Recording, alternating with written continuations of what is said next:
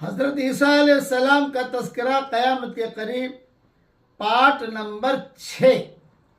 حضرت عیسیٰ علیہ السلام نکاح کریں گے، حضرت شعیب علیہ السلام کی قوم میں نکاح کریں گے، اور نکاح کے بعد 19 سال قیام کریں گے، اور ان کی اولاد بھی ہوگی۔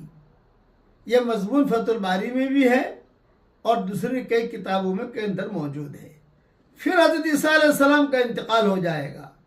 جب حضرت عیسیٰ علیہ السلام کا انتقال ہوگا، مسلمانوں پر بہت غم ہوگا، مدینہ منورہ غم سے بھر جائے گا، چونکہ مدینہ منورہ میں ہی ان کا انتقال ہوگا۔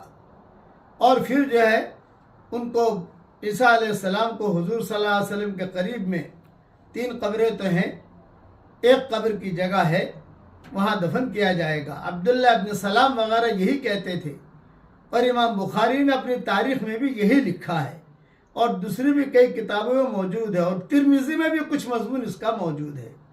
حضرت عیسیٰ علیہ السلام اپنے انتقال سے پہلے وصیت کریں گے کہ میرے انتقال کے بعد قبیلہ بنی تمیم میں سے ایک آدمی جس کا نام مقد ہے، اس کو جو ہے امیر بنایا جائے، چنانچہ وہ ذمہ دار بنے گا۔ اس کے بعد کے حالات کل انشاءاللہ بیان کروں گا۔